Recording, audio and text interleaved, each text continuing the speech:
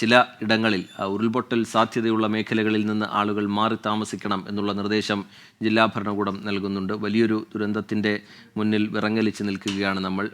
ഏതു തരത്തിലുള്ള മുന്നറിയിപ്പുകളാണോ അധികൃതർ നൽകുന്നത് അത് കൃത്യമായി പാലിക്കാൻ നമ്മൾ തയ്യാറാകണം.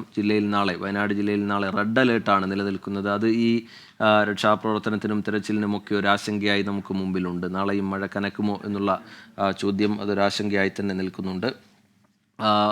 നൂറുകണക്കിന് കുടുംബങ്ങളിൽ നിന്നായി 1000-ലധികം പേരാണ് മുണ്ടക്കയിലെ ഉരുൾപൊട്ടലിന് പിന്നാലെ ദുരിതാശ്വാസ ക്യാമ്പുകളിൽ കഴിയുന്നത്. പ്രിയപ്പെട്ടവരെ നഷ്ടമായവരും വീട് ഒലിച്ചുപോയവരുമെല്ലാം ഇക്കൂട്ടത്തിലുണ്ട്.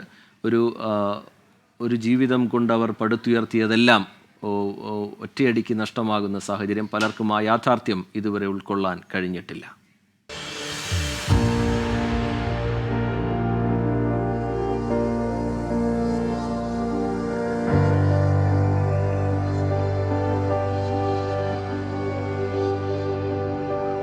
ചൂരൽമലപ്പുഴ ഗതിമാറി ഒഴുകിയ ഒരൊറ്റ രാത്രി. പ്രതീക്ഷകൾക്കും സ്വപ്നങ്ങൾക്കും മേൽ മണ്ണടിഞ്ഞു വീണ ദിനം. ചൂരൽമലയിലും മുണ്ടക്കയിലും നിന്ന് രക്ഷപ്പെട്ടവരിൽ അവശേഷിക്കുന്നത് നഷ്ടപ്പെടലിന്റെ തീരാവേദന.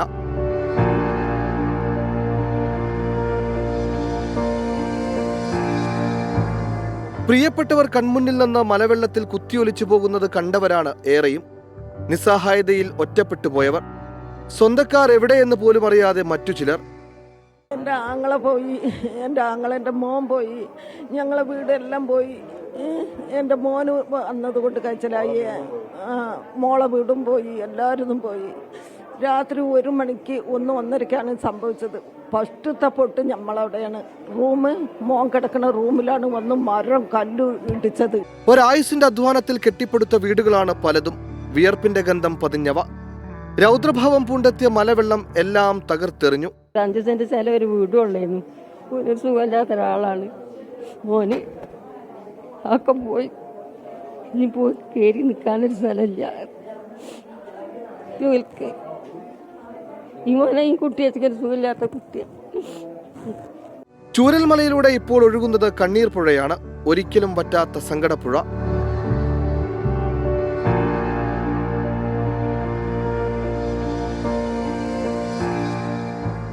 പേരു ചൊല്ലി വിളിക്കാൻ പ്രിയപ്പെട്ടവർ ഇനിയില്ലെന്ന യാഥാർത്ഥ്യം തിരിച്ചറിഞ്ഞവർ, ഉറ്റവരും ഉടയവരും തിരികെ എത്തുമെന്ന പ്രതീക്ഷയോടെ കാത്തിരിക്കുന്നവർ, ഇനി എങ്ങോട്ടു പോകുമെന്നറിയാത്തവർ.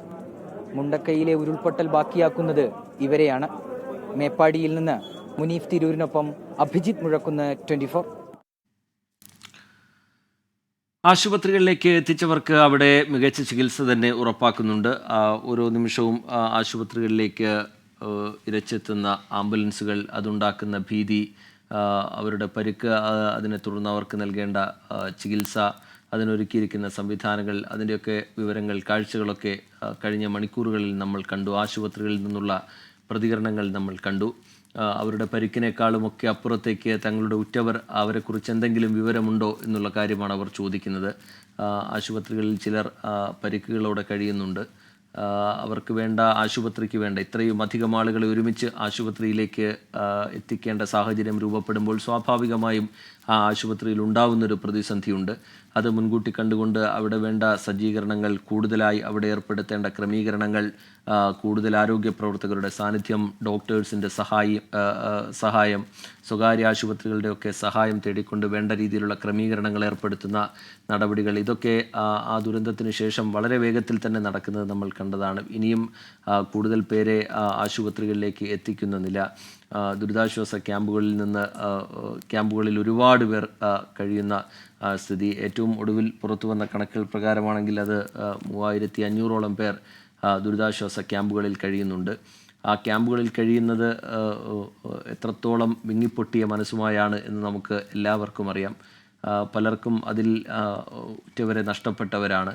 ഇനി എങ്ങോട്ട് പോകണം, ഈ ക്യാമ്പിൽ നിന്ന് പോകുമ്പോൾ തിരിച്ചെവിടേക്ക് പോകണം എന്നറിയാത്ത ആളുകളാണ്. വീടുകൾ തകർന്നു പോയ അവസ്ഥ, വരുമാന മാർഗം ഇല്ലാതായിരിക്കുന്ന അവസ്ഥ, ഇതൊന്നും അവർ പ്രതീക്ഷിച്ചതല്ല. ഉറങ്ങാൻ കിടന്നതാണ് ഒരു ദിവസം. അതിനുശേഷം ഇത്രയും വലിയൊരു അപകടം തങ്ങളെ ഈ ഒരു അവസ്ഥയിലേക്ക് കൊണ്ടുവന്ന് എത്തിക്കും എന്ന് കരുതിയിരുന്നതല്ല. അതുകൊണ്ട് തന്നെ അതുണ്ടാക്കുന്ന ഒരു ആഘാതമുണ്ട്. എല്ലാവരുടെ കണ്ണുകളിലും ആ വേദന, ആ നിസ്സഹായത നമുക്ക് കാണാൻ കഴിയും. ഇന്ന് പുറത്തു വന്ന ദൃശ്യങ്ങളും നമ്മളെ വല്ലാതെ അസ്വസ്ഥപ്പെടുത്തുന്നതായിരുന്നു. മൃതദേഹങ്ങൾ ഇങ്ങനെ സിപ്പ് ലൈൻ വഴിയൊക്കെ മറുകരയിലേക്ക് എത്തിച്ചുകൊണ്ടിരിക്കുന്ന കാഴ്ച. മണ്ണിനടിയിൽ ആരൊക്കെ കുടുങ്ങിക്കിടക്കുന്നുണ്ട് എന്നുള്ള കാര്യം ഇപ്പോഴും വ്യക്തതയില്ല. സർക്കാരിൻ്റെ ഔദ്യോഗിക കണക്കുകൾ പ്രകാരമാണെങ്കിൽ 250ഓളം പേർ മിസ്സിംഗ് എന്നുള്ളതാണ്. അവരെവിടെയാണ് എന്നുള്ള കാര്യത്തിൽ യാതൊരു വിവരവുമില്ല. അതിനിടയിലും ആ ആശങ്ക കൂട്ടിക്കൊണ്ട് ചാലിയാർ പുഴയിൽ നിന്ന് മൃതദേഹങ്ങൾ കൂട്ടമായി കിട്ടുന്ന നില, പലരുടെയും ശരീരഭാഗങ്ങൾ കിട്ടുന്ന അവസ്ഥ, അത് ആരുടേതാണ് എന്ന് പോലും തിരിച്ചറിയാൻ കഴിയാത്ത അവസ്ഥ. നിലമ്പൂർ ആശുപത്രിയിലേക്ക് പിന്നീട് അത് മാറ്റുന്നതും CHCയിലേക്ക് ആ മൃതദേഹങ്ങൾ എത്തിക്കുന്നതുമൊക്കെ ഇന്നത്തെ ദിവസത്തിൽ നമ്മൾ കണ്ടു. കൊച്ചുകുട്ടികളെ സാഹസികമായി രക്ഷപ്പെടുത്തി സുരക്ഷിത കേന്ദ്രങ്ങളിലേക്ക് മാറ്റുന്നത് നമ്മൾ കണ്ടു.